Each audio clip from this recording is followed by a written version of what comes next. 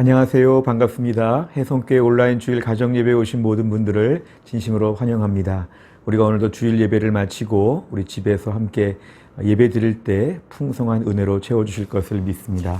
오늘 교회에서 받으신 유인물 오늘 보시면서 이 유인물대로 진행하도록 하겠습니다. 첫 번째, 가족들의 동의와 사랑의 초대입니다. 모두가 다 기쁘게 예배에 참석하기로 동의하십니까? 예, 감사합니다. 우리 찬송가 260장 찬양 드리겠습니다. 260장입니다. 우리를 죄에서 구하시려 주 예수 십자가 지셨으니 기쁘게 부르세 할렐루야 나 구원 얻었네. 찬송하세 찬송하세 주님 나를 구하셨네. 찬송하세 찬송하세 주가 구원하셨네. 우리를 주께서 구했으니 이전에 행하던 악한 일과 추하고 더러운 모든 죄를 온전히 버렸네. 찬송하세 찬송하세 주님 나를 구하셨네. 찬송하세 찬송하세 주가 구원하셨네. 나 지금 죄에서 사함받아 거룩한 백성이 되었으니 이 육신 장막을 벗을 때도 겁날 것 없겠네.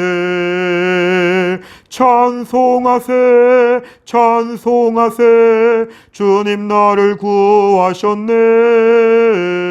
찬송하세 찬송하세 주가 구원하셨네. 우리가 이 세상 떠날 때에 예수의 손목을 굳게 잡고 영원히 즐거운 천국에서 주 함께 살겠네. 찬송하세 찬송하세 주님 나를 구하셨네. 찬송하세 찬송하세 주가 구원하셨네. 아멘. 하나님 말씀은 시편 51편 5절입니다. 시편 51편 5절의 말씀. 시편 51편 5절의 말씀 우리 다 같이 읽겠습니다. 내가 죄악 중에서 출생하였으며 어머니가 죄 중에서 나를 잉태하였나이다. 아멘. 우리가 오늘은 이 말씀을 중심으로 하여서 원죄와 자범죄에 대한 말씀을 같이 나누겠습니다.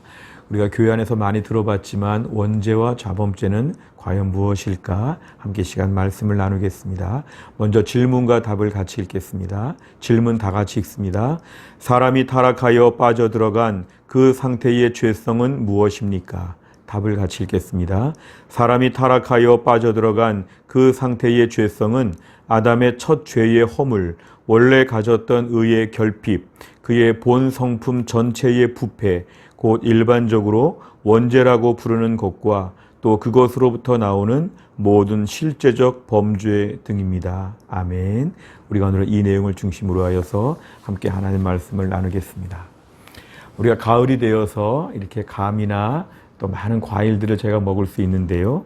이제 가을이 되어서 여러 과일들을 저희가 많이 보게 됩니다. 특별히 우리가 감나무를 볼 때는 그 감나무에서는 반드시 감이 열리게 되어 있고 또 우리가 사과를 보면 그 사과나무에서는 반드시 사과가 열리게 되어 있습니다. 이렇게 엇갈려서 이렇게 나오는 법은 없죠.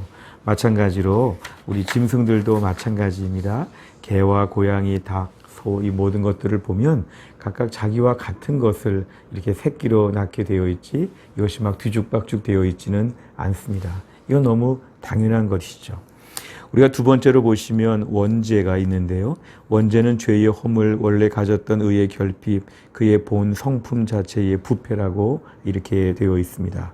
분명한 것은 사람이 범죄하였기 때문에 그 자녀를 낳을 때 반드시 죄성을 이어받아서 계속 출산을 하게 된다는 것입니다. 우리가 아담의 타락과 범죄, 부패한 것을 보았는데요. 아담 이후의 모든 인류는 타락한 부모 밑에서 타락한 자녀들이 계속 태어나게 되어 있습니다. 오늘 본문을 보시면 그래서 다윗은 이런 고백을 하지요. 다윗은 내가 죄악 중에서 출생하였으며 어머니가 죄 중에서 나를 잉태하였나이다. 결국 죄는 부모의 그러한 죄성이 자녀에게 이어지고 그 자녀의 죄성이 또 그 자녀에게 이어지는 식으로 계속 이렇게 죄성이 이어지게 됩니다. 그래서 범죄한 부모 밑에서 결국은 범죄한 자녀가 태어나는 것, 이런 거를 우리가 원죄라고 이렇게 얘기합니다. 이 원죄라고 하는 것은 모든 사람에게 공통된 것이고 태어날 때부터 이미 죄의 본성을 갖고 태어난다는 것입니다. 우리가 흔히 어린아이들을 볼 때 순수하고 착하다, 때가 없다, 티가 없다, 이렇게 아이들을 볼 수 있지만 사실 아이들의 모습을 가만히 보면 어릴 때부터 배우지 않아도 악에 대하여 많은 것들을 스스로 만들어가는 걸 볼 수 있습니다. 그래서 어린아이들도 죄에 대해서는 예외가 아닙니다. 그래서 어린아이들에게도 예수님이 필요하고 구원의 복음이 꼭 필요한 것입니다. 한편으로는 나이가 들어가면서 이제 평생을 걸쳐서 많은 걸 보고 배웠다고 해서 많이 다듬어졌을까? 평생을 우리가 살았다고 할지라도 연륜과 경험이 있어도 이 죄에 대해서는 자유할 수 없습니다. 아무리 공부를 많이 하고 훈련을 많이 하고 아무리 많은 것으로 고치고 배웠다고 할지라도 평생 죄에 대해서만큼은 벗어버릴 수 없는, 이것이 바로 죄성의 무서운 모습인데요. 이 모든 것들을 우리가 다 원죄, 죄성의 본성이 있기 때문에 이렇다고 이야기합니다. 우선 좀 세밀하게 구분을 하면 첫째는 죄의 허물에 대한 것인데요. 이 죄의 허물은 바로 죄의 어떤 죄책이라고 하는 것, 유죄 판결을 받았다는 것입니다. 죄에 대한 책임을 지게 되었다는 것, 이게 바로 첫 번째 원죄의 의미입니다. 하나님 앞에서 평생 죄의 책임을 지고서 살아야 하는 이런 존재가 되었기 때문에 인간에게 있어서 원죄라고 하는 것은 모두에게 드리워진 매우 무서운 것입니다. 벗어날 수가 없는 것이죠. 두 번째는 의의 결핍이라고 하였는데요. 의를 행할 수가 없다는 것입니다. 나름대로 좀 의를 행한다고 할지라도 하나님의 기준에 맞는 의는 이제 우리가 상실하였다. 이게 바로 의의 결핍이라고 봅니다. 그래서 우리가 죄의 허물, 죄의 책임과 의의 결핍, 의를 행할 수 없는 두 가지가 매우 중요한데 더 결정적인 것은 마지막 세 번째입니다. 본 성품 자체가 전체적으로 다 부패하였다는 것입니다. 이게 바로 전적 부패를 얘기하는 것인데요. 전인격적인 부패입니다. 그래서 이것은 우리 모두에게 있어서 지정의 세 가지 차원에서 다 우리가 전적으로 망가지고 부패했다는 것을 얘기합니다. 우선 지성적으로 보면 그 죄에 대해서 우리가 모든 결과를 철저하게 예측하지 못하고 눈이 어두워졌다는 것이죠. 하나님에 대하여 무지하게 되니까 죄의 무서운 결과에 대해서 무지하게 되어서 눈이 어두워져서 그 모든 지식적으로 볼 때 이 모든 걸 알 수 없는, 선을 알 수 없고 순종을 알 수 없는 전적인 부패한 존재가 되었다는 것이죠. 이제 감정적으로는 설령 우리가 그런 것들을 알았다고 할지라도 우리 안에는 하기 싫은, 어떻게 보면 선한 것을 선하게 보지 않고 좋은 것을 좋게 보지 않는 우리 안에 이런 정서적인 부패, 감정적인 부패가 우리에게는 크게 드리워졌다는 것입니다. 마지막으로 의지적으로 우리가 제일 중요한 것은 선을 알아도 그 선에 대하여 하지 않습니다. 하지 않습니다. 의지적으로 마치 답을 다 알려줘도 그 답을 그대로 쓰기 싫어하는 우리 안에 완강한 고집이 있다는 것입니다. 이게 왜 부패한 증거이죠. 그래서 우리는 하나님에 대하여 지적으로도 온전히 알 수 없고 또한 정서적으로도 거기에 마음이 동하지 않고 의지적으로도 고집을 피우면서 따라하지 않는 이러한 것을 볼 때 우리 안에 이 죄성의 본성이 얼마나 깊게 물들어 있는지 우리가 인정할 수밖에 없습니다. 그래서 우리는 이것이 바로 죄인으로 태어난다는 것입니다. 태어나서 죄를 지어서 죄인 되는 것이 아니라 의인이었다가 죄인 되는 것이 아니라 원래 죄인으로서 태어났기 때문에 평생 그 죄의 본성을 가지고 살게 되어 있는, 죄에 대한 모든 잠재력을 가지고 태어나는 이러한 무서운 모습을 바로 성경은 원죄라고 얘기합니다. 세 번째를 보면 자범죄라고 했는데요. 이러한 죄의 본성이 우리 안에 있게 될 때 그 원죄로부터 나오는 실제적인 범죄가 우리 앞에는 굉장히 많이 있습니다. 우리 안에 죄의 본성을 바탕으로 하여서 실제로 많은 사건, 사고들이 일어나죠. 매일 뉴스를 볼 때마다 어떻게 사람이 이런 일을 할 수 있을까? 어떻게 이렇게 악한 일을 할 수 있을까? 어떻게 이렇게 흉측한 일을 벌일 수 있을까? 이런 무서운 일들이 많이 있는데요.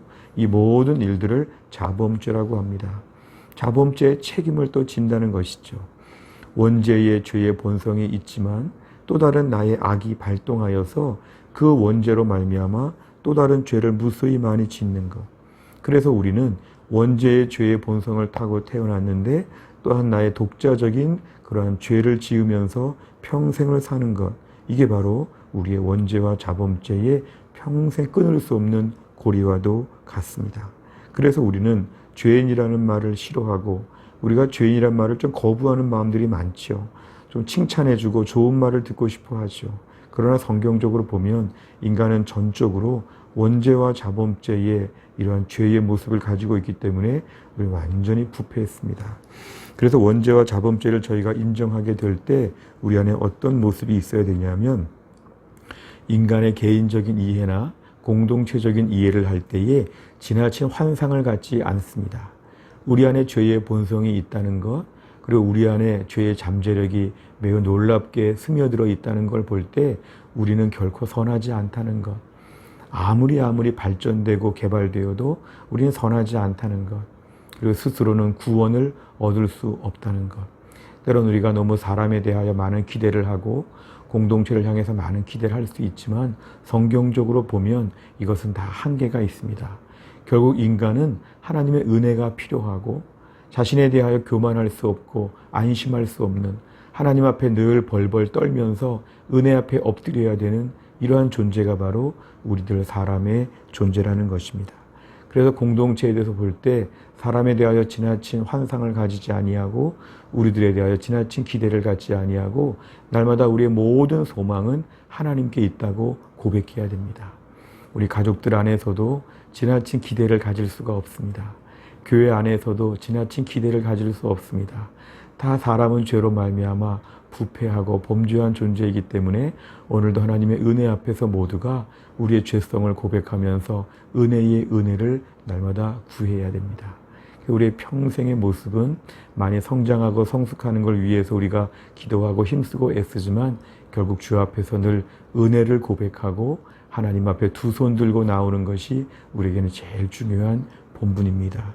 우리가 원죄와 자범죄를 이야기하면서 우리의 마음을 낙심시키거나 아니면 우리의 마음을 이렇게 우울하게 만드는 목적이 아닙니다.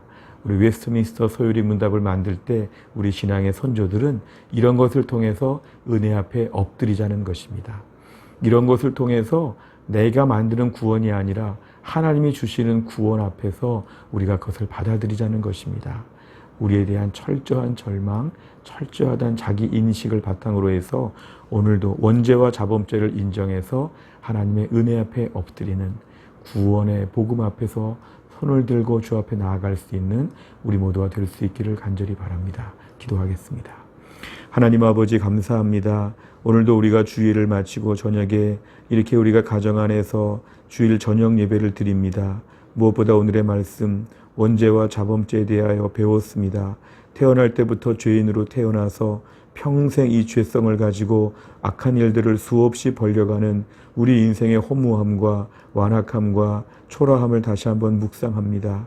하나님 아버지, 죄의 본성을 따라서 평생을 하나님과 어긋나고 공동체를 어렵게 하고 평생 완악하게 살 수밖에 없는 저희들에게 예수님 오셔서 십자가의 복음을 알게 해주신 거 감사합니다. 원죄와 자범죄를 인정할수록 더 은혜 앞에 엎드리게 하여 주시고 나에게 선한 것이 하나도 없기 때문에 하나님의 선하심과 의로우심과 천국의 궁극적인 영광을 바랄 수 있는 순전한 믿음을 우리에게 허락하여 주옵소서. 하나님, 내일부터 또 한 주간 동안도 믿음으로 승리하게 하여 주시고 매일매일 은혜 앞에 엎드리게 하여 주시고 원죄와 자범죄 가운데 깊이 물들어 있는 저희가 오늘도 주님의 은혜 앞에서 구원의 기쁜 소식에 매일 감격하며 살 수 있도록 함께하여 주옵소서. 오늘도 우리를 지켜주심을 감사드리며 예수님의 이름으로 기도하옵나이다. 아멘.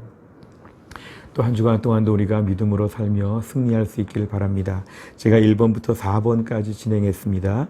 5번과 6번으로 잘 마무리하시고 또 한 주간 믿음 안에서 더 하나님 앞에 철저하게 온전하게 살 수 있기를 간절히 바랍니다. 감사합니다.